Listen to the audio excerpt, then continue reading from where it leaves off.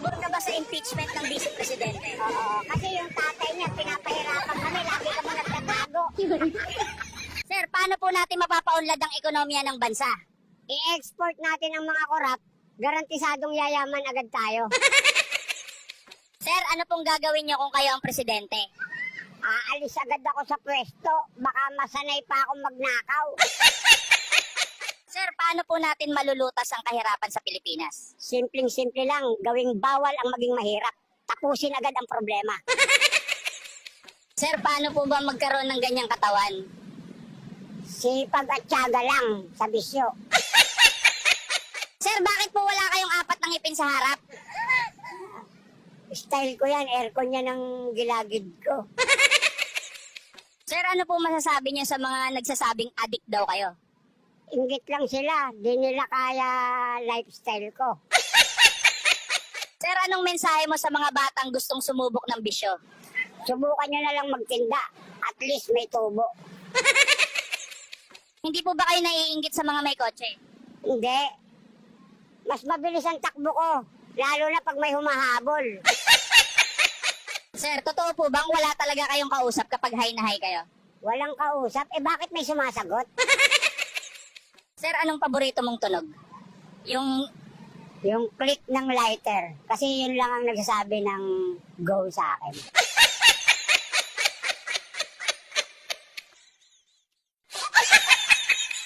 Sir, ano pong masasabi niyo sa mga magkakamag-anak sa pwesto? Ayos lang kung family business ang gobyerno. Kaso public service yan, hindi family reunion. Sir Juan, anong kulay po ang sinusuportahan niyo? Wala. Kasi kahit anong kulay ng politiko, madilim pa rin future ko. Sir Juan, dapat po bang pumasok ang kabataan sa politika? Oo, basta di sila tulad ko, adik, sabog at bungal. Dapat may ngipin ang prinsipyo. Sir, anong mensahe niyo sa mga politiko?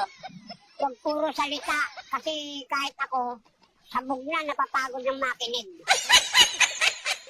Mas malupit pa sa akin mga yon, adik din, pero sa kapangyarihan. Para silang wifi sa kanto. Puro signal, walang connection. Pare-parehas lang yan. Parang rugby, masarap amuin, bawal lulukin. Sino po sa mga politiko ang hinahangaan niyo?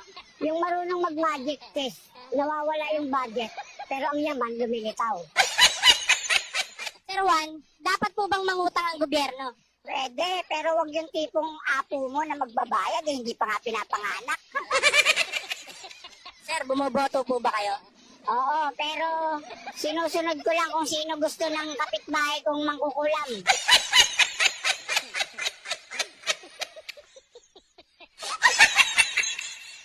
Sir Juan, ano po ang solusyon sa kaso ng mga nawawalang sabongero? Tanungin yung manok at gawing witness sa korte. Sigurado, alam niya lahat. Ano po ang halaga ng 1,000 piso ngayon?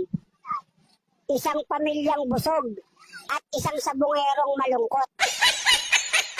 Sir Juan, ano po ang unang ginagawa ng sabongero pag uwi sa bahay na talo?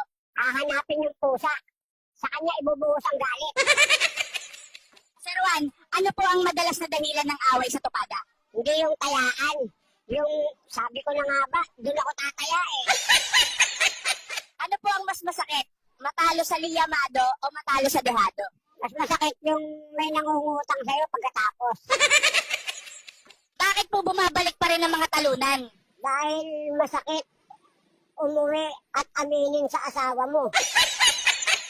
Ano pong masasabi niyo sa mga misis na nagtatanong, sabong o ako?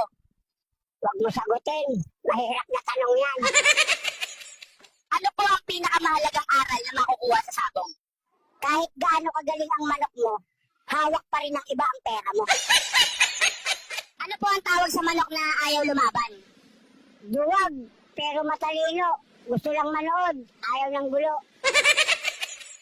Ano po ang pagkakaiba ng sabongero sa manginginom na tulad niyo? Ang sabungero, pagising, talo. Ako, pagising, sabog pa rin. Panalo pa. Paano po malalaman kung magaling ang isang manok na panabong? Tingnan mo mata. Kung malaki eye bags, mulat, parang walang tulog, huwag kang pumusta. Mukhang talunan.